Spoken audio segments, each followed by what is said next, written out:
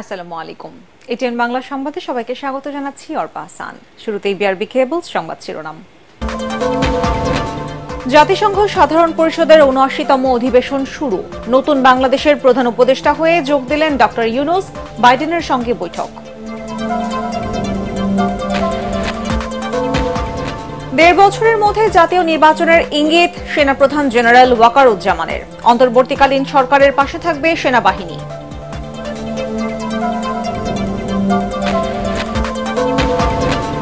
বকেয়া বেতন পরিশোধ সহ গার্মেন্টস শ্রমিকদের ১৮ দাবি মেনে নিল মালিকপক্ষ। আগামীকাল থেকে সব কারখানা খুলে দেওয়ার নির্দেশ শ্রম উপদেষ্টার।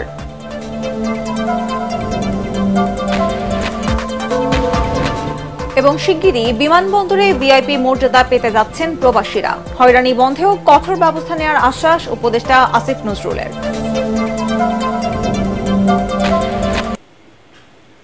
শুনছিলেন বিআরবি কেবলস সংবাদ শিরোনাম। এবারে বিস্তারিত। যুক্তরাষ্ট্রের নিউ ইয়র্কে জাতিসংঘ সাধারণ পরিষদের ৭৯তম অধিবেশন শুরু হয়েছে। এতে স্বাগত ভাষণ দিয়েছেন সংস্থার মহাসচিব অ্যান্টোনিও গুতেরেস। এ সময় তিনি বলেন, বর্তমান বিশ্ব এখন কঠিন চ্যালেঞ্জের মুখে। সবাই ঐক্যবদ্ধ হয়ে এই চ্যালেঞ্জ মোকাবেলা করতে হবে। বিশ্বব্যাপী যুদ্ধ বেড়ে যাওয়ায় উদ্বেগ জানিয়ে জাতিসংঘ মহাসচিব বলেন, যে কোনো উপায়ে তা বন্ধ করতে হবে। মহাসচিবের ভাষণের পর শুরু হয় সাধারণ পরিষদের উচ্চ পর্যায়ের বিতর্ক। এতে বিশ্বব্যাপী সংঘাত প্রতিরোধ ও সমাধান এবং জলবায়ু পরিবর্তনের প্রভাব মোকাবেলা, আর্থসামাজিক উন্নয়ন ও অন্যান্য বৈশ্বিক সমস্যা নিয়ে আলোচনা চলছে। জাতিসংঘের ১৯৩ সদস্য রাষ্ট্র পর্যবেক্ষকের মর্যাদায় ভ্যাটিকান ও ফিলিস্তিনের প্রতিনিধিদের পাশাপাশি ইউরোপীয় ইউনিয়নের প্রধান অধিবেশনে বক্তব্য রাখবেন।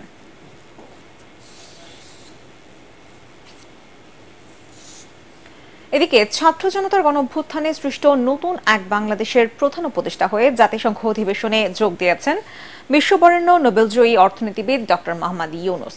স্থানীয় সময় মঙ্গলবার সকালে জাতিসংঘ সদর দপ্তরে তাকে স্বাগত জানান সংস্থাটির মহাসচিব অ্যান্টোনিও গুতেরেস। পরে মার্কিন প্রেসিডেন্ট জো বাইডেনের সঙ্গে বৈঠক করেন প্রধান উপদেষ্টা। অধিবেশনের ফাঁকে সাইড বৈঠকে বাংলাদেশ যুক্তরাষ্ট্র দ্বিপক্ষীয় নানা বিষয়ে আলোচনা করেন দুই নেতা। এ সময় ডক্টর ইউনূসের সরকারকে পূর্ণ সমর্থন দেবার কথা জানিয়েছেন জো বাইডেন। এর আগে অধিবেশনে যোগ দিয়ে বিভিন্ন রাষ্ট্র ও সরকার প্রধান, বিশ্ব ব্যাংকের প্রেসিডেন্ট এবং জাতিসংঘ মানবাধিকার বিষয়ক হাই কমিশনারের সাথে কুশল বিনিময় করেন ডক্টর ইউনূস।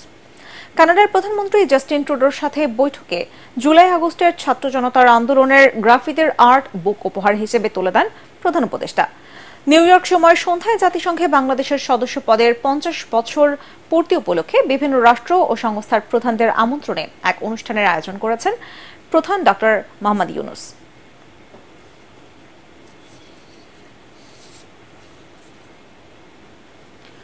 আঠারো মাসের মধ্যে দেশে জাতীয় নির্বাচনের অনুষ্ঠানের ইঙ্গিত দিয়েছেন সেনাবাহিনী প্রধান জেনারেল ওয়াকারুজ্জামান। যাই ঘটুক না কেন, বর্তমান অন্তর্বর্তী সরকারের প্রতি সেনাবাহিনীর সমর্থন থাকবে বলেও জানান তিনি। বার্তা সংস্থা রয়টার্সকে দেওয়া সাক্ষাৎকারে নিজের অবস্থান স্পষ্ট করেন এবারের সফল গণঅভ্যুত্থানে নন্দিত এই সেনাপ্রধান। আরও জানাচ্ছেন কেরামতুল্লাহ বিপ্লব। সোমবার ঢাকায় সেনাপ্রধানের কার্যালয়ে বার্তা সংস্থা রয়টার্সকে দেয়া এক সাক্ষাৎকারে জেনারেল ওয়াকারুজ্জামান বলেন, সেনাবাহিনী দেশের রাজনীতিতে হস্তক্ষেপ করবে না। ১ থেকে ১.৫ বছরের মধ্যেই বাংলাদেশের গণতান্ত্রিক প্রক্রিয়ায় প্রবেশ করা উচিত বলেও মনে করেন তিনি। তবে এর আগে দেশবাসী সবার ধৈর্য ধরার প্রয়োজনীয়তার উপরও জোর দেন সেনাপ্রধান। আমাদের মধ্যে একটা আন্ডারস্ট্যান্ডিং আছে। আমি এই মুহূর্তে মনে করি না যে কোনো পরিস্থিতিতে অন্তর্বর্তী সরকারকে সমর্থন দেওয়ার কথা জানিয়ে জেনারেল ওয়াকারুজ্জামান বলেন, আগামী ১৮ মাসের মধ্যে যাতে নির্বাচন হয় সেজন্য গুরুত্বপূর্ণ সংস্কারগুলো সম্পন্ন করতে হবে। এ সময় সামরিক বাহিনীকে রাজনৈতিক প্রভাব থেকে মুক্ত করার একটি রূপরেখাও সাক্ষাৎকারে জানান সেনাপ্রধান। প্রধান উপদেষ্টা ডক্টর মোহাম্মদ ইউনূস প্রসঙ্গে জেনারেল ওয়াকারুজ্জামান বলেন, যাই হোক না কেন আমি তার পাশে থাকব, যাতে তিনি তার মিশন সম্পন্ন করতে পারেন। ছাত্র জনতার অভ্যুত্থানের মুখে গত ৫ আগস্ট প্রধানমন্ত্রীর পদ থেকে পদত্যাগ করে দেশ ছেড়ে যান শেখ হাসিনা। পরে অন্তর্বর্তী সরকার গঠিত হয়। জুলাইয়ের গণঅভ্যুত্থানের শেষ দিকে ছাত্র জনতার সাথে পুলিশ ও সরকার সমর্থকদের মুখোমুখি লড়াই থেকে নিবৃত্ত রাখে সেনাবাহিনী। কেরামতুল্লাহ বিপ্লব, এটিএন বাংলা। গার্মেন্টস শ্রমিকদের হাজিরা বোনাস বৃদ্ধি, বকেয়া বেতন পরিশোধ, রেশন প্রদান, শ্রমিক ছাঁটাই বন্ধ, মাতৃত্বকালীন ছুটি বাড়ানো সহ 18 দাবি মেনে নিয়েছে মালিকপক্ষ। এতে সম্মতি জানিয়েছে শ্রম মন্ত্রণালয় ও শ্রমিক নেতারাও। কাল থেকে সব কারখানা খুলে দেওয়ার নির্দেশ দিয়েছেন শ্রম উপদেষ্টা। দাবি মানার পরও বিশৃঙ্খলা করলে কঠোর ব্যবস্থা নেওয়ার হুঁশিয়ারি দিয়েছেন স্বরাষ্ট্র উপদেষ্টা। রিপোর্টে জানাচ্ছেন মাহবুব কবির চাপল। সরকার পরিবর্তনের পর থেকে গার্মেন্টস খাতে শুরু হয় অস্থিরতা। শ্রমিক আন্দোলনে প্রতিদিনই বন্ধ থাকছে কোনো না কোনো ফ্যাক্টরি। এতে তৈরি পোশাক শিল্পে অশনি সংকেত দেখা দিয়েছে। এর সমাধানে 50টির বেশি দাবি উত্থাপন করেন শ্রমিকরা। মালিক শ্রমিক মন্ত্রণালয় ত্রিপক্ষীয় আলোচনা শেষে 18টি দাবি মেনে নেওয়া হয়। আমরা 18টি দাবি দেওয়ার ব্যাপারে একমত পোষণ করেছি। সেগুলো হচ্ছে হাজিরা বোনাস 225 টাকা বৃদ্ধি, বকেয়া বেতন পরিশোধ, ন্যূনতম মজুরি পুনর্মূল্যায়ন ও বাস্তবায়ন, রেশন চালু, শ্রমিক নিয়োগে বৈষম্য দূর করা, মামলা প্রত্যাহার, ঝুট ব্যবসার সমাধান, বায়োমেট্রিক ব্ল্যাকলিস্টিং, জুলাই বিপ্লবে নিহত ও আহত শ্রমিকদের ক্ষতিপূরণ, তাজরিন ফ্যাশনস ও রানা প্লাজায় ক্ষতিগ্রস্তদের প্রতিকার, শ্রমিক ছাঁটাই বন্ধ, ডে কেয়ার সেন্টার স্থাপন, প্রভিডেন্ট ফান্ড, শ্রমিক আইন সংশোধন, সার্ভিস বেনিফিট, বাৎসরিক ইনক্রিমেন্ট ও মাতৃত্বকালীন ছুটি বাড়িয়ে 4 মাস নির্ধারণ। দুই একটা পয়েন্ট আমাদের কষ্ট হলেও আলোচনার মাধ্যমে আমরা আগানোর সিদ্ধান্ত নিয়েছি। কোথাও যেন কোনো রাস্তা বন্ধ নয়, কোনো ভাঙচুর না হয়, এইটা আমার উদ্যত আহ্বান থাকবে শ্রমিক ভাইদের প্রতি, বোনদের প্রতি এবং শ্রমিক নেতৃবৃন্দ যারা কাজ করছেন তাদের প্রতি। তোমাদের ডিমান্ডগুলি ফুলফিল করার জন্য যে ঘোষণাটা হলো, আমার বিশ্বাস তোমরা এটা মেনে নিয়ে তোমরা যার যার কর্মে তোমরা ফিরে যাবে। মালিক শ্রমিক সবাই আমরা কাঁধে কাঁধ মিলিয়ে, হাতে হাত মিলিয়ে এ দেশের শিল্পকে আমরা রক্ষা করব। বুধবার থেকে সব কারখানা চালু রাখার পাশাপাশি কেউ বিশৃঙ্খলা করলে কঠোর ব্যবস্থা নেবার হুঁশিয়ারি দেন উপদেষ্টারা। আমরা আশা করি আগামীকাল থেকে সবগুলো কারখানা চলমান থাকবে এবং আমরা স্বাভাবিক অবস্থায় ফিরে যাব এবং আমাদের শ্রমিক পক্ষ মালিক পক্ষের সাথে যেগুলো দীর্ঘ আলোচনার ভিত্তিতে সমাধানযোগ্য বিষয়, সেগুলোর বিষয়ে আমাদের আলোচনা চলমান থাকবে। আমি আগামীকাল থেকে আশা করব কোনো ধরনের বিশৃঙ্খলা যেন ইন্ডাস্ট্রি এলাকায় সৃষ্টি না হয়। এই শিল্পই কিন্তু আমাদের সবকিছু দিয়ে যাচ্ছে, শুধু আপনাদের না, দেশবাসীকেও দিয়ে যাচ্ছে। এটাও আমাদের মনে করবেন, এইটা কিন্তু জনগণেরও হয়ে গেছে। যদি এই শিল্পের উপরে আপনারা বলছেন যে 1.5 কোটি লোক নির্ভরশীল, আমি বলবো না, পুরা বাংলাদেশে এটার উপরে নির্ভরশীল। শিল্পাঞ্চলে পুলিশ ও সেনাবাহিনীর টহল বাড়ানো হবে বলেও জানান তারা। কেউ যদি বিশৃঙ্খলা করে অথবা। মাহবুব কবির চপল, ATN বাংলা, ঢাকা। বিমানবন্দরে ভিআইপি মর্যাদা পেতে যাচ্ছেন প্রবাসীরা। শিগগিরই তা বাস্তবায়নে কার্যকরী পদক্ষেপ নিচ্ছে সরকার। তবে প্রথম অবস্থায় মধ্যপ্রাচ্যের প্রবাসীরা এই মর্যাদা পাবেন। প্রবাসী কল্যাণ ভবনে সংবাদ সম্মেলনে উপদেষ্টা ডক্টর আসিফ নজরুল জানান, প্রবাসীদের হয়রানি বন্ধে যা যা দরকার সবই করা হবে। মনির হোসেন তপুর রিপোর্টে বিস্তারিত। দায়িত্ব নেয়ার পর প্রবাসীদের সমস্যাগুলো চিহ্নিত করে বেশ কিছু সমস্যার সমাধানের প্রস্তাব গণমাধ্যমে তুলে ধরেন প্রবাসী কল্যাণ ও বৈদেশিক কর্মসংস্থান উপদেষ্টা ডক্টর আসিফ নজরুল। সংবাদ সম্মেলনে জানানো হয়, প্রবাসী কল্যাণ ব্যাংকে সরাসরি রেমিটেন্স পাঠানো যাবে, যাতে প্রবাসীরা ঋণের কিস্তি সহজে পরিশোধ করতে পারেন। একই সাথে দেশের শীর্ষ 12টি ব্যাংক থেকে প্রবাসীরা যাতে ঋণ সুবিধা পান সে উদ্যোগ নেওয়া হয়েছে। অগ্রণী ও সোনালী ব্যাংকে প্রবাসী কল্যাণ ব্যাংকের বুথও বসানো হবে বলেও জানান তিনি। রিক্রুটিং এজেন্টরা সাব এজেন্টদের ক্ষেত্রে টাকা ফেরত দিয়েছে, প্রায় 100% ক্ষেত্রে টাকা ফেরত দেওয়া হয়েছে। সাব এজেন্টরা এখনো প্রবাসী যারা মালয়েশিয়া যেতে পারেনি তাদের ক্ষেত্রে টাকা ফেরত দেওয়ার ক্ষেত্রে মাত্র 25% অগ্রগতি হয়েছে। আমরা আশা করি এটা 100% আমরা অ্যাচিভমেন্ট করতে পারবো। সিন্ডিকেটের কথা যে বলেছেন, আমরা ওয়েল অ্যাওয়্যার আছি সিন্ডিকেট নিয়ে। সিন্ডিকেট যেন ভেঙে যায় সেই জন্য আমরা অত্যন্ত জোরালো ভাবে মালয়েশিয়া সরকারকে বারবার অনুরোধ করছি, আপনি 100 জনের মধ্যে সীমাবদ্ধ রেখেন না, আপনি এটা ওপেন করে দেন। বিমানবন্দরে প্রবাসী শ্রমিকদের হয়রানি দূর করতে প্রয়োজনীয় ব্যবস্থা নেওয়া হয়েছে বলেও জানিয়েছেন ডক্টর আসিফ নজরুল। আগামী 2 সপ্তাহ থেকে 1 মাসের মধ্যে যেটা করব, লাউঞ্জ ব্যবহার ছাড়া বা সেপারেট যে আপনার ইমিগ্রেশনের একটা কাউন্টার ব্যবহার করা ছাড়া, ওটা আমাদের অনেক কর্তৃপক্ষের সাথে কথা বলতে হবে।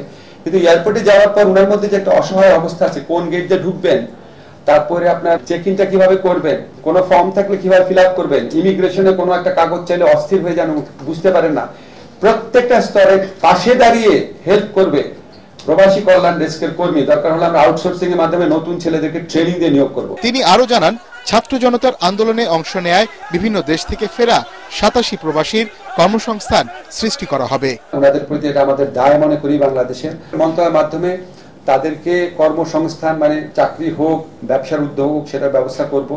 দরকার হলে আমরা এখানে যারা প্রাইভেট সেক্টর আছেন, যারা খুব মানব কল্যাণে কাজ করেন, তাদের সাথে যোগাযোগ করব। এমনও আমরা চিন্তা করেছি যে ওনাদেরকে আমরা একটা সিড মানি দিয়ে আমাদের প্রবাসী কল্যাণ ব্যাংক থেকে যদি করার স্কোপ থাকে, আমরা ওনাদের উদ্যোক্তা হওয়ার যদি ওনাদের ইচ্ছা থাকে, সেখানেও আমরা ওনাদেরকে সহযোগিতা করব। ওয়েজ আর্নার্স বন্ডের মাধ্যমে আরো বেশি রেমিটেন্স পাঠাতে কার্যকর পদক্ষেপ নেওয়া হয়েছে বলেও জানিয়েছেন এই উপদেষ্টা। মনির হোসেন তপু, এটিএন বাংলা, ঢাকা। আগামী 1 অক্টোবর থেকে রাজধানীর সকল সুপার শপ এবং 1 নভেম্বর থেকে দেশের সব কাঁচা বাজারে পলিথিনের ব্যবহার পুরোপুরি নিষিদ্ধ হচ্ছে। রাজধানীর মোহাম্মদপুর টাউন হল কাঁচা বাজারে মতবিনিময় সভায় এই তথ্য জানিয়েছেন পরিবেশ, বন ও জলবায়ু পরিবর্তন বিষয়ক উপদেষ্টা সৈয়দা রিজওয়ানা হাসান। এ সময় সবাইকে পলিথিন ব্যবহারের ক্ষতিকর দিক সম্পর্কে তুলে ধরারও আহ্বান জানান তিনি। মাজহারুল হক মুহাজিরের রিপোর্টে বিস্তারিত। 2002 সাল থেকে পলিথিন ব্যবহারে নিষেধাজ্ঞা থাকলেও এর বাস্তবায়ন চোখে পড়ে না কোথাও। বিকল্প হিসেবে পাট ও কাগজ সহ নানা ধরনের ব্যাগের দেখা মিললেও পলিথিনেই ভরসা সবার। তবে এবার পলিথিন নিয়ে কঠোর বার্তা দিলেন পরিবেশ, বন ও জলবায়ু পরিবর্তন বিষয়ক উপদেষ্টা সৈয়দা রিজওয়ানা হাসান। পলিথিনের ওপর বিদ্যমান নিষেধাজ্ঞা কঠোরভাবে বাস্তবায়নের লক্ষ্যে মোহাম্মদপুরে ক্লিন আপ কার্যক্রম উদ্বোধন ও বিকল্প সামগ্রী বিতরণ অনুষ্ঠানে তিনি বলেন, আগামী 1 তারিখ থেকেই শুরু হবে পলিথিন বিরোধী কার্যক্রম। 1 অক্টোবর থেকে দেশে বিদ্যমান যে নিষেধাজ্ঞা আছে পলিথিন এবং প্রোপাইলিন ব্যাগের ভিতরে, সেটা আমরা সুপার শপিং মলগুলোতে প্রয়োগ করতে যাচ্ছি। 1 নভেম্বর থেকে আমরা কাঁচা বাজারে প্রয়োগ করতে যাচ্ছি। পলিথিন শপিং ব্যাগের বিকল্প প্রথাগতভাবেই আছে। আমাদের পাটের ব্যাগ, আমাদের যে ছালাগুলো আমরা বাসায় দেখি, আমাদের কাগজের ব্যাগ, কাপড়ের ব্যাগ, এগুলো বাংলাদেশে আছে। এ সময় বাজার পরিদর্শন করে সবাইকে পলিথিন ব্যবহারের ক্ষতিকর দিক তুলে ধরেন এই উপদেষ্টা। পরে মত বিনিময় সভার আয়োজন করে টাউন হল কাঁচা বাজার মালিক সমিতি। এ সময় পলিথিনের বিকল্প হিসেবে পাট ও কাগজের ব্যাগ ব্যবহারের তাগিদ দেন তিনি। অভিযান দিয়ে একটা তিক্ত পরিস্থিতির মধ্যে দিয়ে কাজটা শুরু করতে চাইনি। সকলকেই বুঝতে হবে যে পলিথিন ব্যবহারটা ক্ষতিকর। এটা রিসাইক্লিংই খালি সমাধান না। উৎপাদনকারীর বিরুদ্ধে অভিযান জানি ফলপ্রসূ হয়, সেজন্য আমরা কঠোর ব্যবস্থায় যাব। পরে মোহাম্মদপুর টাউন হল কাঁচা বাজারে দ্রুতই প্রতিটি দোকান পলিথিন মুক্ত করার আশ্বাস দেয় দোকান মালিক সমিতি। মাজহারুল হক মুহাজির, এটিএন বাংলা, ঢাকা। বিএনপি মহাসচিব মির্জা ফখরুল ইসলাম আলমগীরের সঙ্গে বৈঠক করেছেন বাংলাদেশে দক্ষিণ কোরিয়ার রাষ্ট্রদূত পার্ক ইয়ং সিক। চেয়ারপারসনের গুলশান কার্যালয়ে বৈঠকে বাংলাদেশ কোরিয়ার অর্থনৈতিক সহযোগিতার নানা দিক নিয়ে আলোচনা হয়। এছাড়াও শেখ হাসিনা সরকারের পতনের পর বাংলাদেশের পরিস্থিতি, অন্তর্বর্তীকালীন সরকারের সংস্কার সহ নানা উদ্যোগ, অর্থনৈতিক রাজনীতির বিভিন্ন দিক নিয়ে আলোচনা করেন তারা। বৈঠক শেষে সংবাদ সম্মেলনে বিএনপির স্থায়ী কমিটির সদস্য ডক্টর মঈন খান বলেন, দুদেশের মানুষের স্বার্থ বজায় রেখে বাংলাদেশ কোরিয়ার অর্থনৈতিক সম্পর্ক কিভাবে আরও বাড়ানো যায় তা নিয়ে আলোচনা হয়েছে। কোরিয়া কিন্তু কোনো রাজনৈতিক উদ্দেশ্য নিয়ে বাংলাদেশে আসেনি। তারা অর্থনৈতিক সহযোগিতার উদ্দেশ্য নিয়ে এসেছে, যাতে করে কোরিয়া এবং বাংলাদেশ উভয় দেশের জনগণ এ থেকে উপকৃত হতে পারে। সেটাই হচ্ছে কোরিয়া বাংলাদেশের যে সম্পর্ক, সেই সম্পর্কের মূল নীতি। ভবিষ্যতে যদি বাংলাদেশের জনগণ বিএনপিকে এই দেশ পরিচালনার দায়িত্ব দেয়, তাহলে আমরা বাংলাদেশের মানুষের তথা কোরিয়ার মানুষের যে স্বার্থ, সেই স্বার্থ সর্বাগ্রে বিবেচনায় নিয়ে আমরা উভয়ের মধ্যে সৌহার্দ্য বজায় রেখে আমরা উন্নয়নের পথে এগিয়ে যাব। স্বৈরশাসকের অবসান হলেও তাদের দোসররা এখনো প্রশাসন সহ বিভিন্ন দপ্তরে সক্রিয়। এ কারণেই শিল্পাঞ্চলে এখনো অস্থিরতা চলছে বলে মন্তব্য করেছেন বিএনপির নির্বাহী কমিটির সদস্য রুহুল কুদ্দুস তালুকদার দুলু। প্রবীণ বিএনপি নেতা দুলাল ব্যাপারীর প্রথম মৃত্যুবার্ষিকী উপলক্ষে বিকেলে নাটোরের তেবাড়িয়া হাটে আয়োজিত স্মরণ সভায় তিনি একথা বলেন। আওয়ামী লীগের দোসরদের যতক্ষণ না পর্যন্ত সরানো হবে, ততক্ষণ পর্যন্ত দেশ নিরাপদ হবে না বলেও মন্তব্য করেন রুহুল কুদ্দুস তালুকদার দুলু। আপনাদেরকে সতর্ক থাকতে হবে, কারণ শেখ হাসিনা পার্শ্ববর্তী রাষ্ট্র থেকে তার ষড়যন্ত্র, তার চক্রান্ত এখনো অব্যাহত রেখেছে। তার দোসররা এখনো সচিবালয় প্রশাসনে তার ভূত এখনো জুড়ে বসে আছে। যতক্ষণ পর্যন্ত তাদেরকে না হাঁটানো হবে ওই সমস্ত চেয়ার থেকে, ততক্ষণ পর্যন্ত ষড়যন্ত্র চক্রান্ত অব্যাহত থাকবে। শেয়ারবাজার কারসাজিতে জড়িত থাকায় দেশের এক ক্রিকেটার সাকিব আল হাসানকে 50 লাখ টাকা জরিমানা করেছে পুঁজিবাজার নিয়ন্ত্রক সংস্থা বিএসইসি। কমিশনের চেয়ারম্যান খন্দকার রাশেদ মাকসুদের সভাপতিত্বে বৈঠকে এই অর্থদণ্ডের সিদ্ধান্ত হয়। পুঁজিবাজারে তালিকাভুক্ত প্যারামাউন্ট ইন্স্যুরেন্সের শেয়ার নিয়ে কারসাজি করেন সাকিব। এছাড়া শেয়ার বাজারের আলোচিত কারসাজিকারী আবুল খায়ের ওরফে হিরু, তার বাবা আবুল কালাম মাতবর, জাহিদ কামাল, হিরুর প্রতিষ্ঠান মোনার্ক মার্ট, ইসহাল কমিউনিকেশন ও লাভা ইলেকট্রোডেস ইন্ডাস্ট্রিজের বিরুদ্ধে কারসাজিতে জড়িত থাকার প্রমাণ পেয়েছে বিএসইসি। এ কারণে এসব ব্যক্তি ও প্রতিষ্ঠানকেও প্রায় 1 কোটি টাকা জরিমানা করা হয়েছে।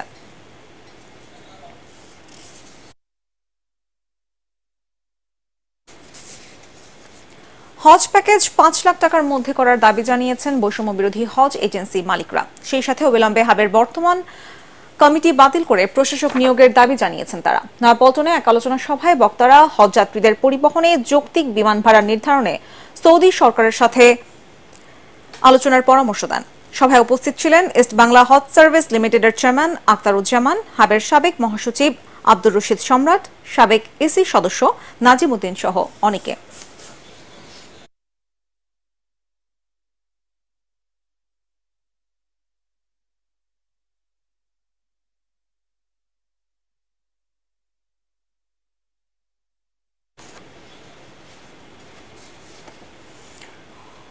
বাংলাদেশ ফেডারেল সাংবাদিক ইউনিয়ন বিএফইউজের একাংশের সভাপতি রুহুল আমিন গাজী মারা গেছেন। রাত 9টায় রাজধানীর একটি হাসপাতালে চিকিৎসাধীন অবস্থায় মারা যান তিনি। ইন্না লিল্লাহি ওয়া ইন্না ইলাইহি রাজিউন। বিএনপির স্বাস্থ্য বিষয়ক সম্পাদক রফিকুল ইসলাম এই তথ্য নিশ্চিত করেছেন। রুহুল আমিন গাজী দীর্ঘদিন ধরে কিডনি সহ নানা জটিলতায় ভুগছিলেন।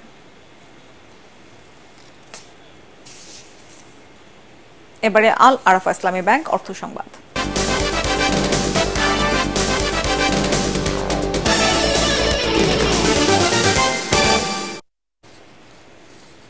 ব্যাংকিং খাত সংস্কার, অর্থ পাচার রোধে সহায়তা, ট্যাক্স রিটার্ন দাখিলের ক্ষেত্রে আধুনিকায়নের বিষয়ে আইএমএফ এর কারিগরি সহায়তা চাওয়া হয়েছে বলে জানিয়েছেন অর্থ উপদেষ্টা ডক্টর সালেউদ্দিন আহমেদ। সচিবালয়ে বাংলাদেশে আইএমএফ এর প্রতিনিধি দলের সঙ্গে বৈঠক শেষে সাংবাদিকদের তিনি বলেন, অর্থনৈতিক ক্ষেত্রে নানা সংস্কারের জন্য অর্থ প্রয়োজন। বৈঠকে এ বিষয়ে আইএমএফ মিশনকে জানানো হয়েছে। বাংলাদেশ অর্থনৈতিক ক্ষেত্রে কি কি সংস্কার করেছে তাও জানানো হয়েছে। এক্ষেত্রে আইএমএফ এর আর্থিক সহ কারিগরি সহায়তা দরকার। 2024 ঢাকা চায়না ডে উপলক্ষে নর্থ সাউথ বিশ্ববিদ্যালয়ে আয়োজন করা হয় মনোজ্ঞ সাংস্কৃতিক অনুষ্ঠানের। রাজধানীর বসুন্ধরা বিশ্ববিদ্যালয়টির অডিটোরিয়ামে আয়োজিত অনুষ্ঠানে প্রধান অতিথি ছিলেন অন্তর্বর্তী সরকারের বস্ত্র ও পাট উপদেষ্টা এম শাখাওয়াত হোসেন। বিশেষ অতিথি ছিলেন বাংলাদেশে নিযুক্ত চীনের রাষ্ট্রদূত ইয়া ওয়েন এবং এনএসইউ ট্রাস্টি বোর্ডের সদস্য আজিজ আলী কায়সার। চীনা দূতাবাস ও নর্থ সাউথ বিশ্ববিদ্যালয়ের যৌথ উদ্যোগে আয়োজিত সাংস্কৃতিক অনুষ্ঠানের প্রধান আকর্ষণ ছিল চীনের ইউনান প্রদেশের শিল্পীদের পরিবেশনা। এছাড়াও সাংস্কৃতিক পর্বে অংশ নেয় উৎসব ফেডারেশন ও নর্থ সাউথ বিশ্ববিদ্যালয়ের শিক্ষার্থীরা। অনুষ্ঠানে সভাপতিত্ব করেন নর্থ সাউথ বিশ্ববিদ্যালয়ের উপাচার্য প্রফেসর আব্দুল হান্নান চৌধুরী। দুই দেশের জনগণের মধ্যে মেলবন্ধন তৈরি, সাংস্কৃতিক বিনিময়ই এই আয়োজনের মূল লক্ষ্য। And Professor Abdul Rob Khan, Treasury.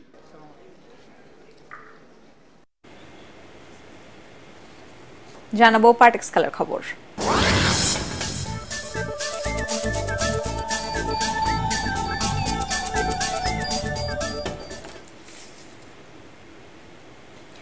নারী টি-20 বিশ্বকাপে সেমিফাইনাল খেলার লক্ষ্য নিয়ে সংযুক্ত আরব আমিরাতে যাচ্ছে বাংলাদেশ ক্রিকেট দল। আগামীকাল সকাল 10টায় আমিরাতের উদ্দেশ্যে ঢাকা ছাড়বেন জ্যোতি নাহিদারা।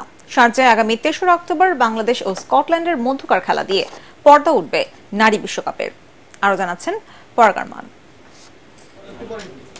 রাজনৈতিক পট পরিবর্তনের কারণে নারী টি-20 বিশ্বকাপের ভেন্যু ঢাকা থেকে সরিয়ে আইসিসি নিয়ে যায় সংযুক্ত আরব আমিরাতে। সেই টুর্নামেন্টে অংশ নিতে বুধবার ঢাকা ছাড়বে বাংলাদেশ নারী ক্রিকেট দল। দেশ ছাড়ার আগে ফটো সেশন শেষে টুর্নামেন্টে নিজেদের লক্ষ্যের কথা জানিয়ে অধিনায়ক নিগার সুলতানা জ্যোতি বলেন, সেমিফাইনাল খেলা সম্ভব তাদের। আমাদের যে টিমে ফ্লোতে অবশ্যই সেমিফাইনাল কে না খেলতে চাই, সো আমাদের টার্গেট থাকবে সেভাবেই। এবং আমরা জানি যে আমাদের টিকিটটা যদি আমরা এক ধাপ এগিয়ে নিতে চাই তাহলে ওয়ার্ল্ড কাপের মতো বড় স্টেজ আর হতে পারে না। বিশ্বকাপে প্রথম ম্যাচ দিয়ে ক্যারিয়ারের ১৭তম টি-20 খেলতে নামবেন নিগার সুলতানা। তবে ক্যারিয়ারের ১০০তম ম্যাচ বলে নয়, টুর্নামেন্টের প্রথম ম্যাচটি জয় দিয়েই শুরু করতে চান তিনি। প্রথম ম্যাচ উইন করতে চাই, এটা হচ্ছে সবথেকে স্পেশাল আমার কাছে। মানে এটা আমার জন্য এবং পুরো টিমের জন্য একটা বড় একটা অ্যাচিভমেন্ট হবে। ডেফিনেটলি অ্যাজ এ প্লেয়ার ১০০তম ম্যাচ আমি এখনও যাই না, খেলতে পারবো না, যদি আল্লাহ পাক সুস্থ রাখেন ডেফিনেটলি যদি খেলি। প্রথম টার্গেট তো এটাই থাকবে যেন সেটা স্মরণীয় হয়ে থাকে, স্পেশাল হয়ে থাকে সবার জন্য। বিশ্বকাপের বি গ্রুপে স্কটল্যান্ড ছাড়াও বাংলাদেশের প্রতিপক্ষ ইংল্যান্ড, ওয়েস্ট ইন্ডিজ এবং দক্ষিণ আফ্রিকা। গ্রুপের শীর্ষ দুটি দল সেমিফাইনাল খেলবে। পরাগ আরমান, এটিএন বাংলা, ঢাকা। শেষ করার আগে বিআরবি কেবলস সংবাদ শিরোনাম জানাবো আরেকবার। জাতিসংঘ সাধারণ পরিষদের ৭৯তম অধিবেশন শুরু। প্রধান উপদেষ্টা ডক্টর ইউনূসের সঙ্গে বাইডেনের বৈঠক। অন্তর্বর্তী সরকারকে পূর্ণ সমর্থনের ঘোষণা। ১.৫ বছরের মধ্যে জাতীয় নির্বাচনের ইঙ্গিত সেনাপ্রধান জেনারেল ওয়াকারুজ্জামানের। অন্তর্বর্তীকালীন সরকারের পাশে থাকবে সেনাবাহিনী।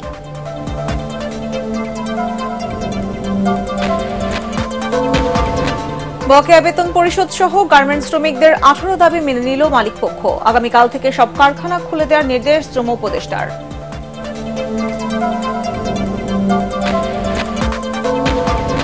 এবং শিগগিরই বিমানবন্দরে ভিআইপি মর্যাদা পেতে যাচ্ছেন প্রবাসীরা। হয়রানি বন্ধেও কঠোর ব্যবস্থা নেওয়ার আশ্বাস উপদেষ্টা আসিফ নজরুলের।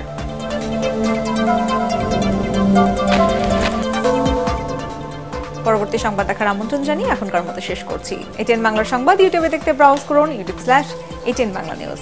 ধন্যবাদ সবাইকে।